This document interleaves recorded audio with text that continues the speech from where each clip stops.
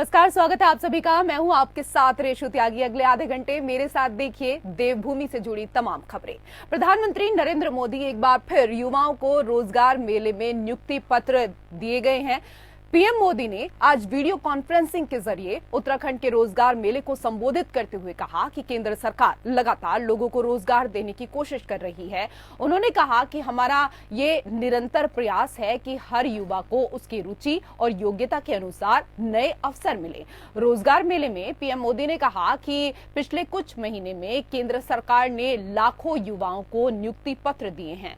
राज्यों, केंद्र शासित प्रदेशों में जहां भी बीजेपी की सरकार है, उन सभी जगह पर बड़े पैमाने पर इस तरह के अभियान चलाए जा रहे हैं। पीएम मोदी ने कहा, हमें उस पुरानी धारणा को बदलना है कि पहाड़ का पानी और पहाड़ की जवानी पहाड़ के काम नहीं आती। इसलिए हमारी निरंतर ये कोशिश रही है कि पहाड़ में रोजगार और स्वयं रोजगार के अवसर बनाए जाएं। आज उत्तराखंड में इंफ्रास्ट्रक्चर पर इतना निवेश हो रहा है कि दूर सुदूर तक आना जाना तो आसान हो ही रहा है, रोजगार के भी नए अवसर पैदा हो रहे हैं। प्रधानमंत्री ने कहा कि जिनको आज नियुक्ति पत्र मिल रहे हैं, उनके लिए ये नई शुरुआत का अवसर है। अपने सेवा भाव से आपको राज्य और राष्ट्र में विकास और विश्वास के प्रयासों में अपना भरपूर योगदान देना है। वहीं उत्तराखंड के सीएम पुष्कर सिंह धामी ने भी रोजगार मेले को संबोधित किया।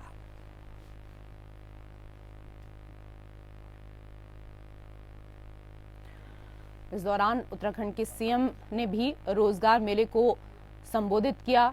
वीडियो कॉन्फ्रेंसिंग प्रधानमंत्री नरेंद्र मोदी ने की। प्रधानमंत्री नरेंद्र मोदी एक बार फिर युवाओं को रोजगार मेले में नियुक्ति पत्र दिए गए हैं। इस दौरान पीएम मोदी ने आज वीडियो कॉन्फ्रेंसिंग के जरिए उत्तराखंड के रोजगार मेले को संबोधित करते हुए कहा कि केंद्र सरकार लगातार लोगों को रोजगार देने की कोशिश कर रही है। और हमारे सहयोगी योगेश इस वक्त हैं फोन लाइन पर ज्यादा जानकारी के साथ। योगेश, आज वीडियो कॉन्फ्रेंसिंग के जरिए रोजगार मेले में तमाम जो युवा थे उनको संबोधित करते हुए नजर आए प्रधानमंत्री नरेंद्र मोदी। नियुक्ति पत्र भी उत्तराखंड के युवकों को बांटे गए हैं। सबसे पहले ये बताइए कि युवाओं में कितना उत्साह? तरह से जब आपने कहा कि कितना उत्साह युवाओं में देखने के लिए मिला, तो हर वो युवा जो चाहता है कि उसे एक अच्छी नौकरी मिले, वो चाहता है कि जो मेहनत उसने अपनी पूरी पढ़ाई में की है उसके बाद उसे एक रोजगार मिले, तो वो रोजगार के तहत उसे नियुक्ति पत्र मिला और वो बहुत ज्यादा उत्साहित नजर आया। प्रधानमंत्री नरेंद्र मोदी ने जब संबोधित किया, उन्होंने कहा कि हमारा लक्ष्य है कि पहाड़ का पानी, पहाड़ की जवानी दोनों ही पहाड़ के काम आए। उस चीज को हम निरंतर आगे बढ़ा रहे हैं, कोशिश कर रहे हैं कि बहुत अच्छे से जो है यहाँ पर लोगों को रोजगार मिले। और ऐसा नहीं है कि केंद्र सरकार मदद नहीं करती है प्रदेश सरकार की। अगर देखा जाए पिछले कुछ सालों में तो केंद्र सरकार ने बहुत मदद की है। कई क्षेत्रों में लगातार कोशिश कर रही है केंद्र सरकार की प्रदेश सरकार के साथ आगे बढ़कर यहाँ पर रोजगार को पैदा किया जाए। फिर चाहे ऑल वेदर रोड की बात की जाए या फिर जो रेल मार्ग भी बिछाया जा रहा है उसकी बात की जाए, अन्य कई सारी योजनाएं यहाँ पर चलाई जा रही हैं। उसमें सारा सहयोग केंद्र सरकार प्रदेश सरकार का कर रही है। और दूसरी तरफ जो प्रदेश के मुख्यमंत्री, उन्होंने भी आभार व्यक्त किया प्रधानमंत्री नरेंद्र मोदी का। उन्होंने भी आभार व्यक्त किया केंद्र सरकार का कि जिस तरह से रोजगार उत्पन्न हो रहा है, हम भी आगे बढ़ रहे हैं आपका सहयोग लेकर, तो उससे जो है आने वाले दिनों में और ज्यादा रोजगार पैदा होगा। इतना जरूर है कि जिस तरह से योजनाएं आगे बढ़ रही हैं और अब नियुक्ति पत्र दिए गए हैं कई युवाओं को, तो इससे प्रदेश को ही लाभ होता दिखता है। बिल्कुल। और पहाड़ की अगर बात की जाए, जैसे कि प्रधानमंत्री ने भी कहा योगेश, की पहाड़ में लगातार रोजगार और स्वरोजगार पर काफी फोकस किया जा रहा है। इसको लेकर अगर धामी सरकार की यहाँ पर बात करें तो किस तरीके से जो स्वरोजगार है उसको लेकर सरकार लगातार प्रयासरत है पिछले काफी समय से? जी बिल्कुल, आपको बताना चाहेंगे कि जब हम रोजगार या स्वरोजगार की बात करते हैं तो बहुत कुछ नजर आता है। फिर चाहे हम बात करें घरों में, लोग अपने घरों में ही जो होम स्टे तैयार कर रहे हैं, लोग जो है यहाँ पर मछली पालन कर रहे हैं। कई युवा यहाँ पर ऐसे हैं जो मत्स्य पालन के साथ ही मुर्गी पालन का जो है फॉर्म यहाँ पे चला रहे हैं। यहाँ पर जो फल पैदा होते हैं उनको लेकर अलग अलग चीजें हो रही हैं। यहाँ का सबसे बड़ी बात यह है कि कई युवा तो यहाँ का जो एक पहाड़ी ट्रेडिशनल नमक कहा जाता है, नमक तक जो है आज विदेशों में यहाँ से जो है वो जा रहा है, जो पिसा हुआ नमक होता है। इसके साथ ही यहाँ की दालें, खुद कुछ दिन पहले जो है प्रधानमंत्री नरेंद्र मोदी ने जो बैठक, जो ये बजट था, बजट में भी जो पहाड़ी दालें थी उनको आगे बढ़ाने की बात की, तो कई युवा जो है इस चीज को लेकर आगे बढ़ रहे हैं। तो काफी बिल्कुल सही कहा योगेश आपने। एक समय था जब हमें नमक बाहर से मंगाना पड़ता था, लेकिन आज का समय चेंज हो गया है। पहाड़ी नमक पूरे विश्व में भेजा जा रहा है और इसकी डिमांड लगातार बढ़ती जा रही है। बहुत बहुत शुक्रिया तमाम जानकारी के लिए योगेश।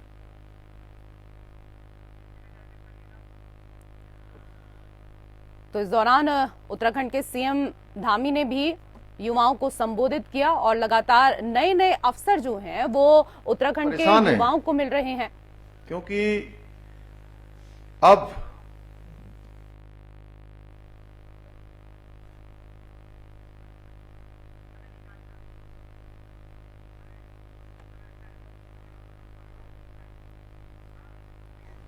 और उधर उत्तराखंड बीजेपी के कार्यकर्ताओं के लिए खुशखबरी है। बीजेपी प्रदेश अध्यक्ष महेंद्र भट्ट ने ऐलान किया है कि होली से पहले तमाम कार्यकर्ताओं को सरकार में दायित्व से नवाज दिया जाएगा।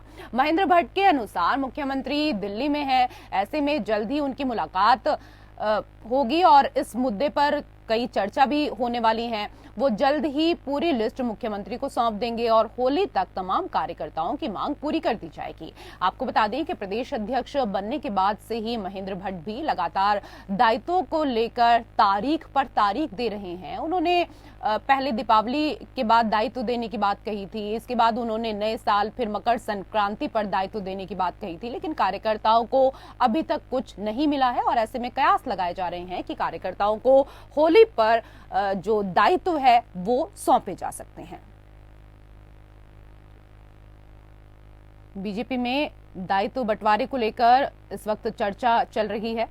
हालांकि पिछली बार की अगर बात की जाए तो बीजेपी के कार्यकर्ता नाराज भी हुए थे, क्योंकि दीपावली के दौरान कहा गया था कि उनको जिम्मेदारी सौंपी जाएगी, लेकिन दीपावली निकल गई, उसके बाद नया साल आया, नए साल पर भी जिम्मेदारी सौंपी नहीं गई। अब ऐसे में अनुमान लगाया जा रहा है कि होली पर जल्द ही जो दायित्व है वो बंटवारे की संभावना जताई जा रही है। कार्यकर्ताओं को नई जिम्मेदारी इस दौरान सौंपी जा सकती है।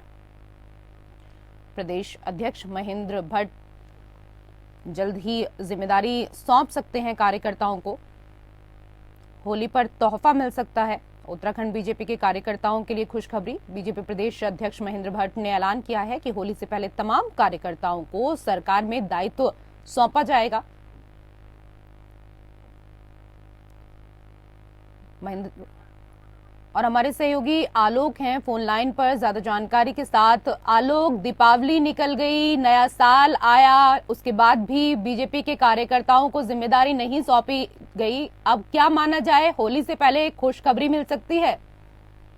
देखिए, मुख्यमंत्री पुष्कर सिंह धामी दिल्ली दौरे पर थे और जहां तक दायित्वों के बंटवारे की बात है तो विगत कई वक्त से ये बात चल रही है कि दायित्व बांटे जाएंगे, लेकिन कल महेंद्र भट्ट जो प्रदेश अध्यक्ष हैं भाजपा के, वो भी मीडिया से रूबरू हुए थे और उन्होंने भी यही कहा था कि होली से पहले सारे सभी दायित्व जो है बांट दिए जाएंगे। और जहां तक ये बात है कि पिछले कई वक्त से बोला जा रहा था इस चीज को लेकर कि दायित्व बांटे जाएंगे, हालांकि ये अभी तक पूरा नहीं हो पाया था। अब बीजेपी के प्रदेश अध्यक्ष महेंद्र भट्ट का ये कहना है कि दायित्वों को लेकर सभी होमवर्क पूरी तरह हो चुका है और लिस्ट भी लगभग फाइनल हो चुकी है। वो लिस्ट अब मुख्यमंत्री पुष्कर सिंह धामी को सौंपी जाएगी, जिसके बाद पुष्कर सिंह धामी जो है अपनी सहमति उस लिस्ट में देंगे और जल्द ही दायित्वों के बंटवारे हो सकते हैं। तो कहीं ना कहीं ये माना जा सकता है कि होली से पहले दायित्वों के बंटवारे हो जाएं। जी, होली से पहले दायित्वों के बंटवारे हो सकते हैं, लेकिन इससे पहले की अगर बात करें, क्योंकि कई महीने बीत गए, तो ऐसे में नाराजगी भी देखने को मिल रही थी कि भाई इतना समय हो गया है लेकिन जो जिम्मेदारी सौंपी जानी चाहिए वो अभी तक सौंपी नहीं गई है। जी बिल्कुल, नाराजगी भी कहीं ना कहीं भाजपा कार्यकर्ताओं के मन में थी। हालांकि उत्तराखंड में अभी कई ऐसे मुद्दे थे, जैसे हम पेपर लीक का एग्जाम्पल ले लें या फिर अंकिता भंडारी हत्याकांड का, तो भाजपा भी कहीं ना कहीं घिरी हुई नजर आ रही थी, जिसकी वजह से दायित्वों के बंटवारे में कहीं ना कहीं देरी देखने को मिली है। लेकिन अभी भाजपा का साफ तौर पर यह कहना है कि लिस्ट पूरी तरह फाइनल हो चुकी है और होली से पहले ये देखने को मिल सकता है कि नए दायित्व बांटे जा रहे हैं। जी, बहुत शुक्रिया तमाम जानकारी के लिए आलोक। खबरों में आगे बढ़ेंगे। सतपाल महाराज के बाद मंत्री गणेश जोशी की भी अधिकारी नहीं सुन रहे हैं। जी हां, मामला उद्यान निदेशक के जांच को लेकर है। सचिव वीवीआरसी पुरुषोत्तम को 4 फरवरी को लिखे पत्र का है, जिसमें मंत्री गणेश जोशी ने सचिव को पत्र लिखकर 3 दिन के अंदर उद्यान निदेशक हरविंदर सिंह बवेजा के खिलाफ चल रही जांच की रिपोर्ट प्रस्तुत करने के निर्देश दिए थे, लेकिन मंत्री को अधिकारी द्वारा कोई जानकारी नहीं दी गई, जिससे साफ लगता है कि अधिकारी मंत्री गणेश जोशी की भी नहीं सुन रहे हैं। जब मंत्री गणेश जोशी से इस बारे में पूछा गया तो कहते हुए नजर आए कि अधिकारी छुट्टी पर हैं, इसलिए जांच रिपोर्ट नहीं दे पाए, जबकि 15 फरवरी को वो देहरादून में थे। वहीं सचिव कैबिनेट बैठक में भी मौजूद थे।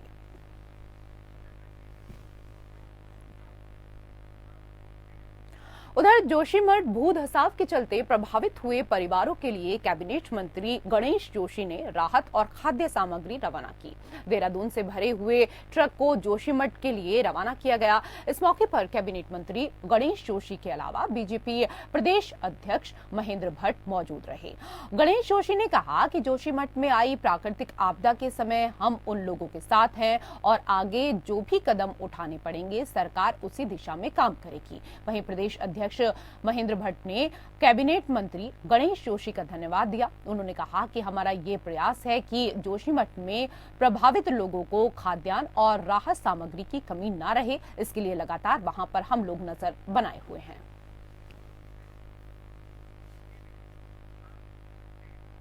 प्रदेश सरकार जल्द ही पंचायतों को मजबूत करने की कवायद शुरू करने जा रही है, जिसको लेकर विभागीय स्तर पर रोड मैप भी तैयार हो रहा है। प्रदेश के पंचायती राज मंत्री सतपाल महाराज ने कहा कि राज्य सरकार पंचायतों को मजबूत करने के लिए प्रतिबद्ध है, जिसके तहत सरकार पंचायतों के उत्पादों को प्रोत्साहित किया जाएगा। इसके साथ ही राज्य सरकार पंचायतों में पॉली हाउस और एक्वा फार्मिंग भी शुरू करने जा रही है। पंचायती राज मंत्री सतपाल महाराज ने बताया कि पंचायतों को मजबूत करने के लिए अभी हाल ही में केंद्र सरकार ने 132 करोड़ की धनराशि उत्तराखंड को दी है, जिससे उत्तराखंड में पंचायत भवनों का निर्माण कराया जाएगा। महाराज ने कहा कि प्रदेश सरकार उत्तराखंड में मिनी सचिवालय का निर्माण भी करा रही है, जिससे पंचायतों से जुड़े दस्तावेजों को संभाल कर रखा जाएगा।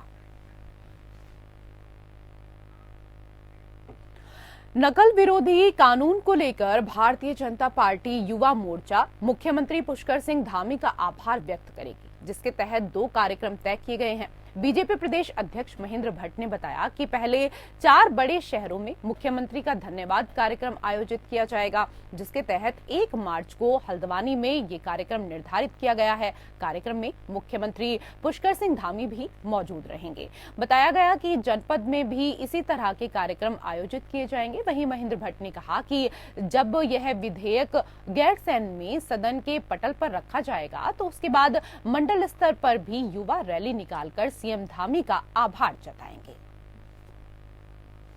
खबर ऊधम सिंह नगर से है, जहां पुलिस ने लाखों की कीमत की स्मैक के साथ 3 तस्करों को दबोचा है। उन्होंने बताया कि थाना ट्रांजिट कैंप पुलिस ने 3 तस्करों को 263 ग्राम स्मैक के साथ गिरफ्तार किया है, जिसकी कीमत लगभग 30 लाख बताई जा रही है।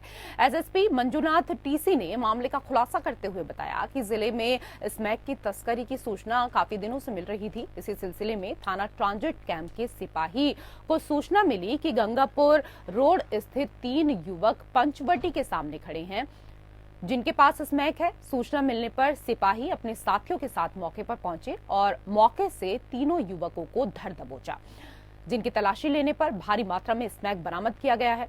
पकड़े गए तीनों आरोपियों का इतिहास लगातार पुलिस छानबीन करने में जुटा रही है। वहीं इनको जेल भेज दिया गया है।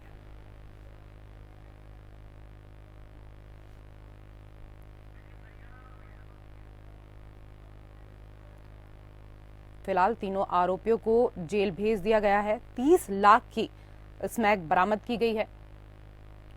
स्मैक के साथ 3 तस्करों को गिरफ्तार किया गया है। तस्करों के आपराधिक इतिहास की भी इस दौरान जांच की जा रही है। ऊधम सिंह नगर का ये पूरा मामला, जहां पुलिस ने लाखों की कीमत की स्मैक के साथ 3 तस्करों को गिरफ्तार किया है।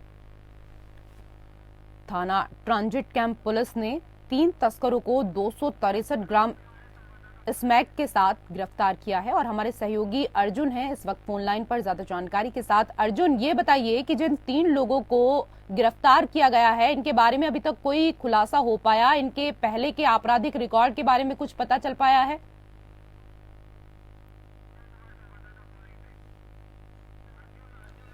तस्कर काफी समय से इसकी तस्करी कर रहे थे, लेकिन कहीं ना कहीं ऊधम सिंह नगर पुलिस एक्टिव थी। इसके द्वारा मुखबिर की सूचना पे इन तीनों को पकड़ लिया गया, लेकिन इनके जो अपराधी जो रिकॉर्ड है पुलिस खंगोलने में लगी है। और जो इनको जब पकड़ा गया, इनके पास से 263 ग्राम स्मैक बरामद की गई है, जिसकी अंतर्राष्ट्रीय बाजार में कीमत 30 लाख रुपए है। लेकिन इनके जो अपराधी जो रिकॉर्ड है पुलिस खंगोलने में लगी है और फिलहाल जो है इनका खुलासा कर दिया गया है। एसएसपी द्वारा इनका खुलासा कर दिया गया है। अर्जुन, ये बताइए, ये तीनों क्या उत्तराखंड के ही रहने वाले हैं या किसी बाहर के राज्य के रहने वाले हैं? इन तीनों के नाम या फिर और कुछ इनके बारे में जानकारी अभी तक हो पाई है कि नहीं? बिल्कुल इनके नाम की पुष्टि हो चुकी है, तीनों के नाम की पुष्टि हो चुकी है। और साथ ही मैं आपको बता दूं कि ये तीनों ही उत्तर प्रदेश के रहने वाले हैं, जो कि उत्तर प्रदेश से स्मैक लेकर उत्तराखंड के ऊधम सिंह नगर में जो है फुटकर में जो डिस्ट्रीब्यूटर जो छोटे छोटे जो कारोबारी होते हैं स्मैक के, उनको दिया करते थे। वो आगे युवाओं को नशे में धकेलते थे, युवाओं को बेचते थे। और मैं आपको सबसे बड़ी बात बता दूं, थाना ट्रायन कैंप पुलिस ने इस पे एक बड़ी कार्रवाई की है, क्योंकि ऊधम सिंह नगर में जो उत्तर प्रदेश से ये तीनों स्मैक लेकर आते थे और सप्लाई करते थे, कहीं ना कहीं हजारों युवाओं के हाथों में स्मैक जाती और हजारों युवा जो है स्मैक की चपेट में आते, जो नशे की लत में उनको लगती। कहीं ना कहीं ये भी पुलिस ने एक बड़ी कार्रवाई की है कि युवाओं तक ये स्मैक पहुंचने से बचाइए और युवाओं को जो नशा करने के जो लत है उस पर लगातार कार्रवाई की जा रही है। और जो स्मैक तस्करों के खिलाफ और गांजा तस्करों पर लगातार पुलिस ऊधम सिंह नगर पुलिस कार्रवाई कर रही है। एक के बाद एक ज्यादातर खुलासे करने में लगी है। बहुत बहुत शुक्रिया तमाम जानकारी के लिए अर्जुन।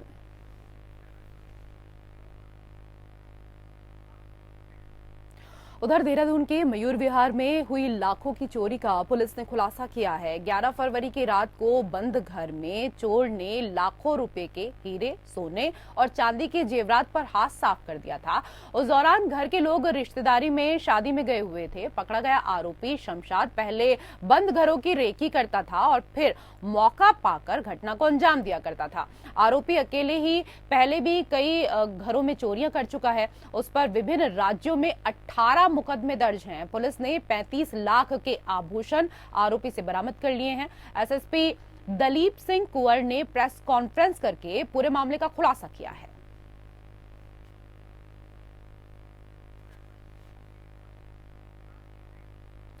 और उधर हरिद्वार में गंगा में नहाने के दौरान 17 साल के छात्र की डूबकर मौत के बाद परिवार पर दुखों का पहाड़ टूट पड़ा है। पुलिस लगातार सर्च ऑपरेशन चला रही है, लेकिन अभी तक मृतक आयुष पटवाल की डेड बॉडी नहीं मिल सकी है। गाजियाबाद से हरिद्वार पहुंचा आयुष का परिवार बच्चे का शव मिलने के लिए बेसब्री से इंतजार कर रहा है। आयुष पटवाल के पिता ने बताया कि आयुष उनका इकलौता बेटा था। उसकी एक बड़ी बहन भी है जो गाजियाबाद में पढ़ती है। आयुष देहरादून में रहकर एनडीए की कोचिंग कर रहा था। आपको बता दें कि शनिवार को हरिद्वार के ओम पुल घाट पर दोस्तों के साथ नहाने पहुंचे आयुष की गंगा में डूबकर जान चली गई थी। वहीं प्रशासन लोगों से नहाने के दौरान लापरवाही न करने और गहरे पानी में नहीं उतरने की अपील कर रहा है।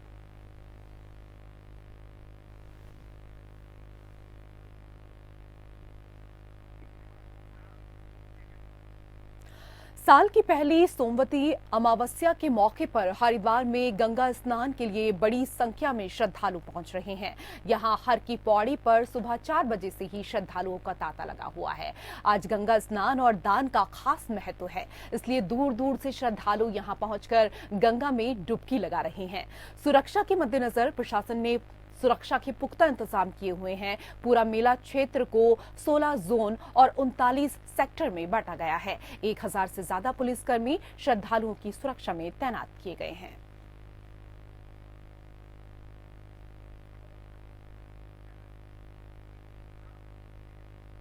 और उधर चमोली के डीएम हिमांशु खुराना ने नगरपालिका कर्णप्रयाग के बहुगुणा नगर, सुभाष नगर और अपर बाजार में भू धसाव से प्रभावित क्षेत्रों का निरीक्षण किया। इस दौरान उन्होंने प्रभावित लोगों से भी मुलाकात की। डीएम ने कहा कि प्रभावितों की हर संभव मदद की जाएगी। जिलाधिकारी ने कहा कि भू धसाव के कारण जिन भवनों में ज्यादा दरारें आ गई हैं, उनको खाली करते हुए सुरक्षित जगहों पर शिफ्ट किया जाएगा। वहीं जो लोग किराए पर जाना चाहते हैं उन लोगों को 6 महीने तक किराया भी दिया जाएगा। डीएम ने एसडीएम को निर्देश दिया कि प्रभावित परिवारों को सुरक्षित स्थानों पर शिफ्ट करें। भवनों में दरारों की मॉनिटरिंग के लिए क्रैकोमीटर लगाए जाएं। सर्वे टीम के माध्यम से प्रभावित क्षेत्रों में भवनों का विस्तृत सर्वेक्षण कराया जाएगा। यहां बहुगुणा नगर में भूधसाव से 28 भवन प्रभावित हुए हैं। वहीं सुभाष नगर और अपर बाजार कर्णप्रयाग में भी कुछ भवनों में दरारें आई हैं। प्रभावित लोगों को एसडीआरएफ मद से राहत राशि वितरित की जा रही है। निरीक्षण के दौरान विधायक अनिल नौटियाल, एसडीएम हिमांशु, जिला आपदा प्रबंधन अधिकारी एनके जोशी, स्थानीय जनप्रतिनिधियों सहित तहसील प्रशासन के अधिकारी पहुंचे हुए थे।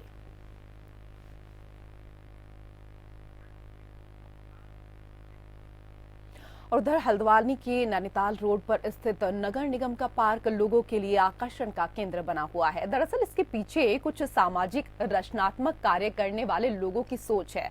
खास बात यह है कि इस पार्क को वेस्ट मटेरियल से सजाया गया है। इसको सजाने के लिए प्लास्टिक की बोतलें सहित टूटी टाइल्स और कबाड़ के दूसरे सामानों का इस्तेमाल किया गया है, जिससे इसकी खूबसूरती में 4 चांद लग गए हैं। नगर आयुक्त ने बताया कि पार्क को सजाने के लिए वेस्ट मटेरियल का इस्तेमाल किया गया है। साथ ही पार्क के चारों ओर कुमाऊनी संस्कृति की झलक अलग ही दिखाई दे रही है। यदि आप भी वेस्ट मटेरियल से कुछ अनोखी आकृति बना सकते हैं तो ये पार्क आपके लिए भी खुला हुआ है। उम्मीद की जा रही है कि ये पार्क आने वाले समय में अपनी एक अलग ही पहचान बनाएगा। और इसी के साथ उत्तराखंड की खबरों में फिलहाल इतना ही। नमस्कार।